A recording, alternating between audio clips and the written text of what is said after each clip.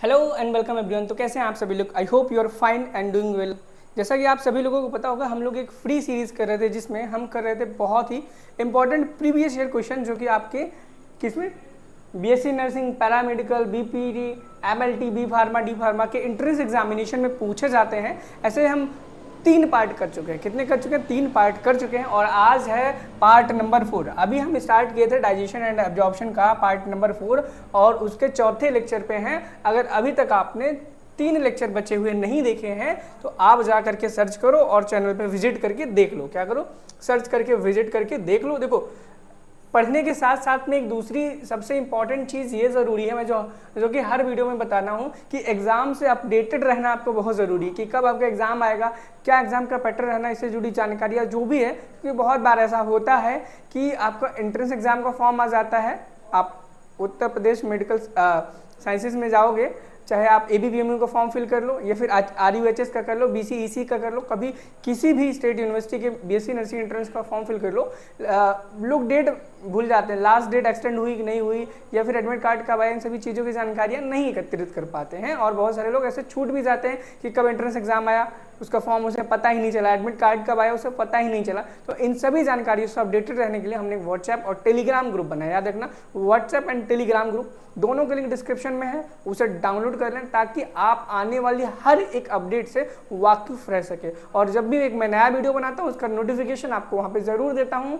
कहाँ पे? WhatsApp group में, ठीक है। साथ ही साथ में टेलीग्राम ग्रुप में, तो दो के दोनों ग्रुप हैं, आप ज्वाइन कर लो। आप चाहें तो हमें इंस्टाग्राम पे भी फॉलो कर सकते हैं, सेम यूजर आईडी हमारी इंस्टाग्राम पे भी है, कास्ट मेडिकल एकेडमी नाम से। चलिए ज़्यादा देर ना करते हुए आज फिर से 15 क्वेश्चन हम लेकर के आए हैं जो कि आपके एंट्रेंस एग्जामिनेशन के लिए बहुत ही ज़्यादा जरूरी है। उन 15 के 15 क्वेश्चन को हम सॉल्व करते हैं। क्या करते हैं? सॉल्व करेंगे और इसके बाद अगले नेक्स्ट वीडियो में 15 फिर से क्वेश्चन लेके आएंगे ताकि आपका एंट्रेंस एग्जामिनेशन तक बहुत अच्छी तरीके से प्रिपरेशन हो जाए। हर एक पार्ट के, हर एक चैप्टर के, हर एक सब्जेक्ट के, चाहे आपका फिजिक्स, केमिस्ट्री, बायो हो या फिर नर्सिंग एप्टीट्यूड हो या फिर इंग्लिश, जीके हो, उन सभी के भी आपको कराए जाएंगे धीरे धीरे कर करके। अगर चैनल पर पहली बार हो तो सब्सक्राइब कर लो, ठीक है।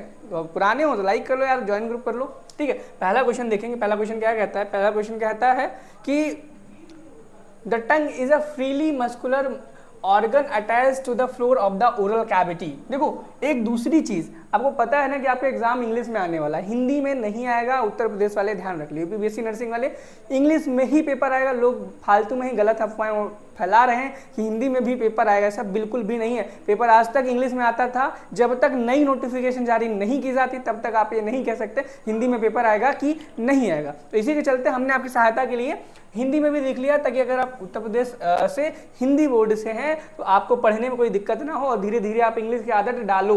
क्या? इंग्लिश की आदत डालो, क्योंकि आपका पेपर भी इंग्लिश में ही आ रहा है यार।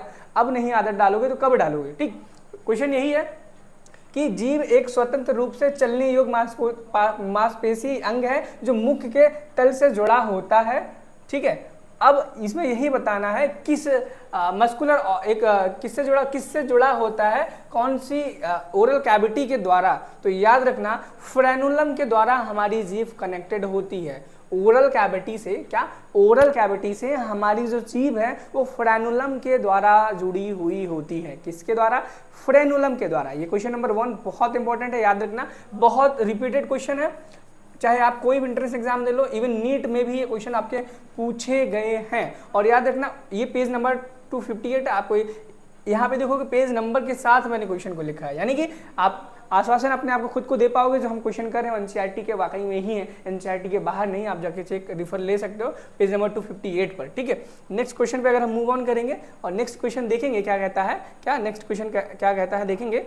यहाँ पे नेक्स्ट क्वेश्चन कहता है कि a narrow finger like tubular projection, क्या? A narrow finger like tubular projection the vermiform appendix which is a vestigial organ arises from. यानी कि ये क्वेश्चन कहता है एक संकीर्ण उंगली जैसा ट्यूबुलर प्रक्षेपण वर्मीफोरम अपेंडिक्स जो एक अवशेषी अंग है से उत्पन्न होता है। इसका मतलब अगर हम समझे इस क्वेश्चन का, वर्मीफोरम अपेंडिक्स के बारे में बोला गया। क्या बोला गया? वर्मीफोरम अपेंडिक्स के बारे में बोला गया है जो कि एक वेस्टिजियल ऑर्गन है। देखो, वेस्टिजियल ऑर्गन का मतलब बहुत सारे स्टूडेंट को नहीं पता होगा, मैं बता दूं। वेस्टिजियल ऑर्गन वो ऑर्गन होते हैं जो कि हमारे ह्यूमन बॉडी में हुआ करते थे किसी ज़माने में, बट बिकॉज ऑफ इवोल्यूशन वो अभी भी एग्जिस्ट करते हैं बट वो फंक्शनल नहीं है। क्या? वो अभी भी एग्जिस्ट करते हैं लेकिन फंक्शनल नहीं है। उसी में से एक एग्जाम्पल है आपका, क्या है? Vermiform appendix. क्या है? वर्मीफॉर्म अपेंडिक्स है, जो कि हमारे पूर्वजों में होता था लेकिन अब हमारे बॉडी में है, लेकिन वो फंक्शनल नहीं है। साथ ही में एक और एग्जांपल है निक्टी निटिंग मेम्ब्रेन, जो कि आपकी आंख के यहाँ किनारे में देखोगे एक परत टाइप की होगी जिससे हम अपनी आंख को ढक सकते थे। क्या कर सकते थे? ढक सकते थे।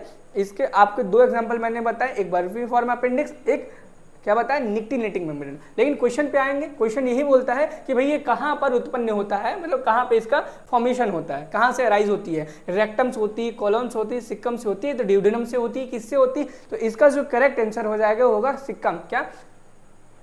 हाँ, सिक्कम। इसका करेक्ट आंसर हो जाएगा सिक्कम, यानी कि vermiform appendix arises from caecum. किससे? Vermiform appendix arises from caecum. ये क्वेश्चन अगर आपको समझ में आए तो कमेंट सेक्शन में जरूर बताएं कि सर आपको समझाने का तरीका बहुत बेहतरीन है। ठीक है, नेक्स्ट क्वेश्चन पे अगर मूव ऑन करेंगे, नेक्स्ट क्वेश्चन क्या कहता है? नेक्स्ट क्वेश्चन देखेंगे। नेक्स्ट क्वेश्चन कहता है द ईसोफेगस, क्या? The oesophagus and the trachea opens into, यानी कि क्या आपका जो ईसोफेगस है और ट्रैकिया है उसका कॉमन पाथवे क्या है? यानी कि ट्रैकिया और ईसोफेगस दोनों एक साथ कहाँ पर खुलते हैं, कहाँ पर खुलते हैं? जैसे कि एग्जाम्पल के तौर पे मैं बोलूँ आपको, ये आपका ईसोफेगस है। क्या है? ये आपका ईसोफेगस है और ये आपका ट्रैकिया है। क्या है? ये आपका ट्रैकिया है। ठीक है, अब याद रखना आपका जो पीछे होता है ना, कहाँ पे? डोर्सल साइड में होता है ना, वो आपका ईसोफेगस होता है। क्या होता है? ईसोफेगस होता है। और आपका जो फ्रंट साइड में होता है वो ट्रैकिया होता है। ठीक है, और ये दोनों एक साथ यहाँ पर खुलते हैं। ठीक है, हमारे माउथ के नीचे जब आप यहाँ पे जाएंगे, एक ये पार्ट होता है जिसे फेरिंग्स बोलते हैं। क्या? फेरिंग्स। फेरिंग्स में ही खुलते हैं। क्या? फेरिंग्स एक ऐसा कॉमन पाथवे है ईसोफेगस और ट्रैकिया का जहाँ पर दोनों खुलते हैं, यानी कि pharynx is a common passes for the oesophagus as well as trachea. किसके लिए? Oesophagus as well as trachea, इन दोनों के लिए कॉमन पैसेज है। ठीक है, नेक्स्ट क्वेश्चन पे मूव करेंगे। नेक्स्ट क्वेश्चन क्या कहता है? नेक्स्ट क्वेश्चन कहता है ड्यूरिंग swallowing the entry of food into trachea is prevented by. ये बहुत इंपॉर्टेंट क्वेश्चन है। क्या है? बहुत इंपॉर्टेंट क्वेश्चन है। आप स्क्रीनशॉट ले लो, मार्क डाउन कर लो। ठीक है, स्क्रीनशॉट ले लो, मार्क डाउन कर लो। ठीक है, इस क्वेश्चन को समझते हैं, इस क्वेश्चन को कहने का क्या अर्थ है और किस क्वेश्चन में क्या पूछा गया है। यानी कि निगलने के दौरान श्वासनली में भोजन को प्रवेश करने से रोका जाता है। यानी कि मैंने देखो अभी क्या बताया अभी थोड़ी देर पहले ही आपको ये चीज़ बताई कि यहाँ पे हमारा ट्रैकिया होता है और यहाँ पर हमारा ईसोफेगस होता है और एक कॉमन पासेज होता है जिसका नाम क्या होता है? फेरिंग्स होता है। अब हम खाना खाएंगे तो यहाँ पर आपका हवा और पानी दो के दोनों आएंगे। अब आपका जो खाना है वो ट्रैकिया में ना चला जाए। क्यों? क्योंकि ट्रैकिया तो विंड पाइप है, वो एयर पासेस के लिए है, और हमारा ये जो है क्या है? ये ईसोफेगस में खाना जाए, खाना ट्रैकिया में ना चला जाए। क्या? खाना ट्रैकिया में ना चला जाए, उसके लिए एक मस्कुलर ऑर्गन है छोटा सा, उसका क्या नाम है? यही बोला गया किसके द्वारा entry of food into trachea prevent किया जाता है। तो याद रखना एपिग्लॉटिस के द्वारा। क्या? एपिग्लॉटिस के द्वारा। जब आप एनसीईआरटी 259 पेज नंबर रिफर करोगे, आप वहां पे देखोगे ट्रैकिया बना तो नहीं होगा लेकिन वहां पे लिखा होगा ट्रैकिया की जो ओपनिंग है, ये जो ओपनिंग है ट्रैकिया की, इसको हम गलेट बोलते हैं। क्या बोलते हैं? गलेट बोलते हैं। क्या बोलते हैं? गलेट बोलते हैं। ये मिलेगा कि गलेट एनसीईआरटी में आपको मिलेगा कि trachea is prevented by epiglottis from the entry of food. क्या? From the entry of food, और इसका करेक्ट आंसर आपका एपिग्लॉटिस हो जाएगा। क्या? एपिग्लॉटिस हो जाएगा। नेक्स्ट क्वेश्चन पे अगर मूव करेंगे, क्वेश्चन नंबर 5। क्वेश्चन नंबर 5 देखते हैं क्या बोलता है। क्वेश्चन नंबर 5 कहता है which of the following is a part of small intestine, यानी कि इनमें से ऐसा कौन सा पार्ट है जो कि छोटी आंत का एक भाग है। क्या? छोटी आंत का एक भाग है। तो याद करो स्मॉल इंटेस्टाइन के कितने पार्ट होते हैं और कौन कौन से होते हैं। क्या? स्मॉल इंटेस्टाइन के स्मॉल इंटेस्टाइन के पार्ट्स। ठीक है, मेनली स्मॉल इंटेस्टाइन के 3 पार्ट होते हैं, ड्यूडेनम,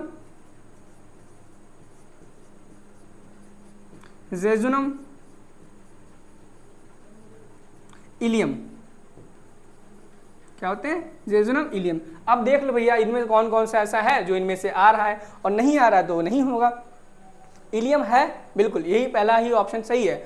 सिक्कम, कोलोन, ये दो के दोनों नहीं है। ये अब याद कर लो, स्मॉल का आपसे क्वेश्चन में दिया गया, आपसे लार्ज का भी पूछा जा सकता है, लार्ज का, ठीक है। लार्ज में याद रख लेना आप, लार्ज में क्या होता है? Caecum, colon, rectum. क्या? सिक्कम, कोलोन और एक चीज कोलोन, रेक्टम। क्या? रेक्टम।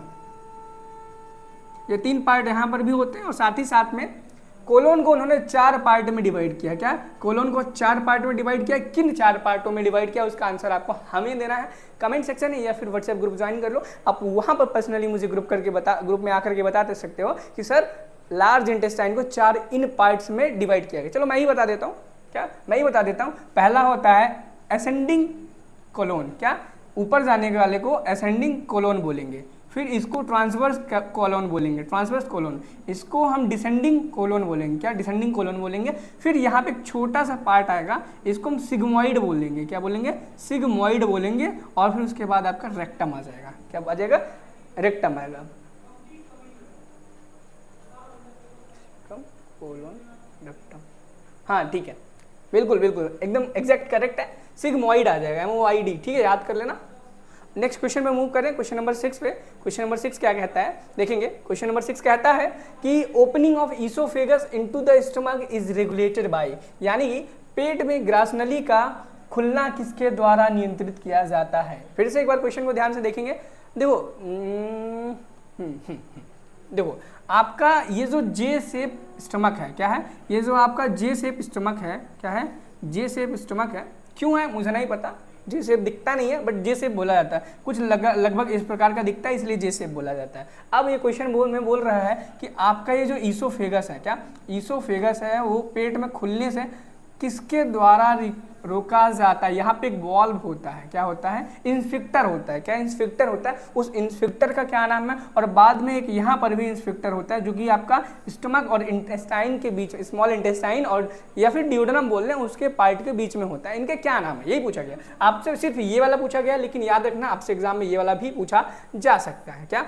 आपसे एग्जाम में ये वाला भी पूछा जा सकता है, इसलिए आपको ये पता होना बेहद जरूरी है। क्या है? बेहद जरूरी है। तो देखो आपका इसका जो नाम है उसको गैस्ट्रो ईसोफेगल इंस्फिक्टर बोलते हैं। क्या बोलते हैं?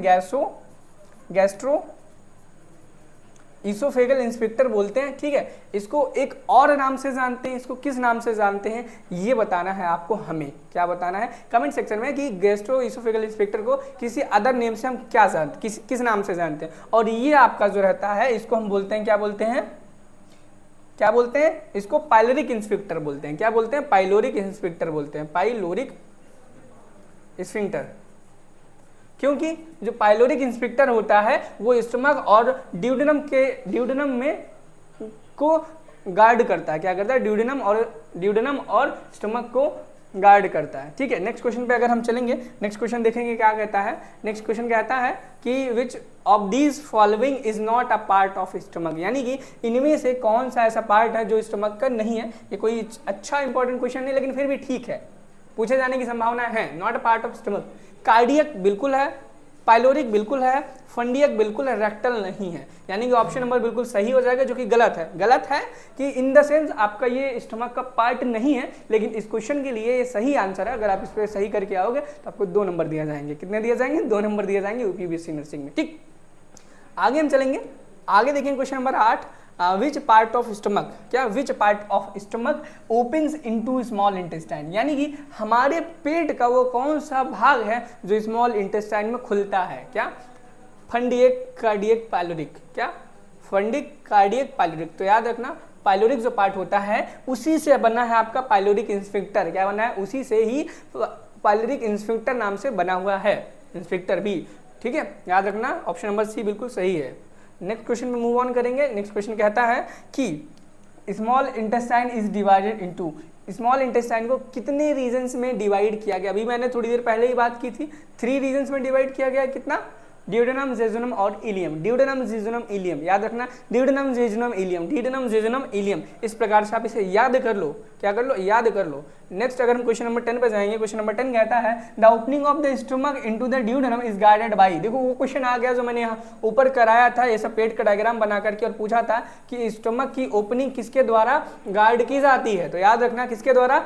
Pyloric sphincter. क्या? Pyloric sphincter. गैस्ट्रोइसोफेगल इंस्पेक्टर कहाँ पे होता है? ये ईसोफेगस और स्टमक के बीच में होता है। ईसोफेगस और स्टमक के बीच में होता है, लेकिन पाइलोरिक इंस्पेक्टर होता है स्टमक एंड ड्यूडेनम के बीच में बोल लो, या फिर स्टमक और स्मॉल इंटेस्टाइन के बीच में बोल लो, दोनों के दोनों सही हैं। क्वेश्चन नंबर 11 पे चलेंगे। क्वेश्चन नंबर 11 कहता है कि ईसोफेगस ओपन्स इनटू, यानी कि आपका जो ईसोफेगस है हिंदी में ग्रास नली बोलते हैं, कहाँ पर ओपन होता है? जे शेप ऑर्गन में होता है, स्टमक में होता है, बैक लाइक स्ट्रक्चर में होता है, या फिर ऑल ऑफ दीज में होता है? तो याद रखना जे शेप ऑर्गन को ही हम स्टमक बोलते हैं। क्या बोलते हैं? जे शेप ऑर्गन को ही हम स्टमक बोलते हैं, और स्टमक में तो ओपन होते ही बैक लाइक स्ट्रक्चर होता ही है।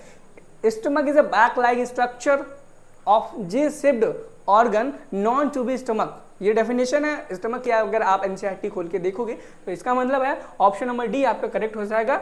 ओके, नेक्स्ट क्वेश्चन पे चलेंगे। क्वेश्चन नंबर 12 क्या कहता है? क्वेश्चन नंबर 12 कहता है which part host some symbiotic micro organism. कौन सा भाग है जो कुछ सहजीवी सूक्ष्मों को आश्रय देता है? यानी कि देखो सिम्बायोटिक ऑर्गेनिजम्स को अपने पास रखने वाला कौन सा ऑर्गन है? याद रखना ना, बहुत इजी से क्वेश्चन है और आपसे बहुत पूछा जाता है। बहुत इंपॉर्टेंट क्वेश्चन है। क्या है? बहुत इंपॉर्टेंट क्वेश्चन है आपके एग्जाम के लिए, बहुत इंपॉर्टेंट है। सिक्कम। क्या? सिक्कम। सिक्कम वो पार्ट है जो कि वर्मीफेरम अपेंडिक्स को अराइज कराता है और सिम्बायोटिक एसोसिएशन का घर होता है। क्या होता है? होस्ट होता है सिम्बायोटिक एसोसिएशन का, वहां पर ही सिम्बायोटिक एसोसिएशन पाए जाते हैं। नेक्स्ट क्वेश्चन नंबर 13 पे चलेंगे। क्वेश्चन नंबर 13 पे देखेंगे हम the upper surface of tongue has some projections called. जीभ के ऊपरी परत पर छोटे छोटे कुछ उभार होते हैं, उन उभारों को हम क्या कहते हैं? टेस्ट बड बोलते हैं, पैपिले बोलते हैं, ऑल्फैक्टरी रिसेप्टर बोलते हैं, या फिर बिलाई बोलते हैं। इस क्वेश्चन का आंसर आपको हमें बताना है, क्या होगा? पैपिले। बिल्कुल पैपिले ही होते हैं। ऑप्शन नंबर बी आपका करेक्ट हो जाएगा। नेक्स्ट क्वेश्चन पे अगर हम मूव करेंगे, नेक्स्ट क्वेश्चन देखते हैं क्या कहेगा। नेक्स्ट क्वेश्चन कहता है कि the caecum opens into the, या अंधनाल अंदर किसके अंदर खुलता है? ठीक है, सिक्कम ओपन्स इनटू, मैंने क्या बताया था? सिक्कम, यहाँ पे सिक्कम, फिर ये ascending colon, transverse colon, descending colon, sigmoid, फिर आपका रेक्टम। ठीक है, तो याद करो किसमें? कोलोन में ओपन करता है। कहाँ पे ओपन करता है? कोलोन में ओपन करता है। ठीक है, नेक्स्ट क्वेश्चन पे चलेंगे। क्वेश्चन नंबर 14 हो गया। Last question. क्या? Last question. देखो जाने से पहले बता दूं, आखिरी क्वेश्चन कराने से पहले करा दूं, जब भी मैं नया वीडियो पोस्ट किया करूँ जरूर देखा करूँ, क्योंकि यही वो वीडियोस हैं, यही वो इंपॉर्टेंट क्वेश्चन है जो कि आपके एग्जाम में आने वाले हैं। क्या एग्जाम में आने वाले एज इट इज इन्हीं जो मैं क्वेश्चन कराऊंगा इन्हीं में से ही आगे से एक बाहर क्वेश्चन नहीं आएगा। भले ये फ्री बैच आपको यूट्यूब पे कराया जा रहा है, तो फ्री का मतलब ये नहीं है कि आपको क्वालिटी एजुकेशन नहीं दी जा रही। यहाँ पर भरपूर मात्रा में आपको क्वालिटी एजुकेशन, क्वालिटी कंटेंट बताया जा रहा है। इसीलिए चैनल पर नए आए हो तो सब्सक्राइब करके जरूर जाना, क्योंकि ऐसा ही आपको जब तक आपका एंट्रेंस एग्जाम नहीं हो जाता तब तक कराया जाएगा फ्री ऑफ कॉस्ट। कैसे? फ्री ऑफ कॉस्ट कराएगा। इनकेस जब कभी पेड बैच लॉन्च होगा जिसमें फुल कोर्स पढ़ाया जाएगा तब की बात अलग है, लेकिन ये फ्री में चलेगा। आपका यूट्यूब पे फ्री ऑफ कॉस्ट पढ़ाया जाएगा, उसका कोई भी चार्ज नहीं है। Which part of colon opens into the rectum, यानी कि कोलोन का ऐसा कौन सा पार्ट है जो कि रेक्टम में ओपन होता है? मैंने क्या बताया था अभी आपको? यहाँ पे सिक्कम है आपका, transverse colon, ascending colon, transverse colon, ठीक है, डिसेंडिंग कोलोन, फिर यहाँ पे क्या है आपका? सिग्मोइड है, फिर यहाँ पे क्या आपका? रेक्टम है। सिग्मोइड इसे बोलेंगे, सिग्मोइड, ये आपका रेक्टम। फिर यहाँ पे आपका क्या आ जाता है? एनस आ जाता है। एनस है। ड्राइंग मेरी थोड़ी सी खराब है, एडजस्ट करो यार। ठीक है, which part of colon open into the rectum. अब याद करो कि रेक्टम ये रहा। क्या रेक्टम मेरा कौन सा पार्ट है? तो डिसेंडिंग पार्ट है। क्या है? डिसेंडिंग पार्ट है। देखो सिग्मोइड भी हम बोल सकते हैं, लेकिन सिग्मोइड यहाँ पे ऑप्शन में ही नहीं है, तो हम डिसेंडिंग पार्ट ही रखेंगे। तो आज के लिए इतना ही। आपको 15 क्वेश्चन मैंने करा दिया। यहाँ पे आपको आंसर शीट मिल जाएगी सारे क्वेश्चंस का। ये पीडीएफ डाउनलोड करने के लिए अगर आपको पीडीएफ चाहिए तो आप हमारा व्हाट्सएप ग्रुप ज्वाइन कर लो, आपको वहाँ पर भी मिल जाएगी, या फिर आप हमारा ऐप डाउनलोड कर सकते हैं जो कि फ्री ऑफ कॉस्ट है। प्ले स्टोर पे आपको काश मेडिकल एकेडमी नाम से ही मिल जाएगा, जहाँ पे आप फ्री कोर्सेज में जाओगे, वहाँ पे आपको एक बैच मिल जाएगा। उस बैच में जाओगे आपको सारी पीडीएफ मिल जाएंगी, आपको फिजिक्स, केमिस्ट्री, बायो सभी सब्जेक्ट की इंक्लूडिंग दिस पीडीएफ। फिर मिलते हैं अगले पार्ट नंबर 5 में एक नए 15 क्वेश्चन के साथ डाइजेशन एंड एब्जॉर्प्शन के ही। हम धीरे धीरे सारे क्वेश्चन कवर करेंगे, डाइजेशन के बाद ब्रीथिंग, फिर आपका जो भी अगला चैप्टर है जैसे कि आपका कौन सा ब्लड वाला है, फिर एक्सक्रीशन, फिर आपका न्यूरॉन वाला, या फिर आपका चाहे हार्मोन वाला हो, ठीक है। सारे चैप्टर कंप्लीट करेंगे 11th के 12th के जितने भी इंपॉर्टेंट चैप्टर्स है, जितने भी इंपॉर्टेंट क्वेश्चन है, एक भी क्वेश्चन आपका एग्जाम में रह ना जाए, इसकी गारंटी मेरी होगी। आपको सारे के सारे क्वेश्चन करा जाएंगे। मिलते हैं एक नई वीडियो में, तब तक के लिए पढ़ाई करते हैं। All the very best, thank you.